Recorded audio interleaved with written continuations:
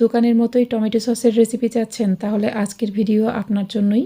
2 KG টকটকে লাল রঙের পাকা টমেটোর গায়ের পানি একদম মুছে শুকিয়ে নিতে হবে। এখন এগুলো এরকম ছোট ছোট করে কেটে নিলাম। টমেটোর মাঝখানের শক্ত অংশটা ফেলে দিতে হবে। প্যানে ঢেলে এখানে মাঝারি সাইজের 3টা পেঁয়াজ মাঝখানে ফালি করে দিয়ে দিলাম। বড় সাইজের 5 কোয়া রসুন ও 10টা শুকনো মরিচ দিয়ে প্যানটা ঢেকে দিলাম। কোনো বাড়তি পানি অ্যাড করা যাবে না। টমেটো সেদ্ধ হয়ে গেলে নামিয়ে ঠান্ডা করে ব্লেন্ডারে ব্লেন্ড করে নিব। ব্লেন্ড করা হয়ে গেলে এই মিশ্রণটাকে একটা ছাঁকনিতে ছেঁকে নিতে হবে।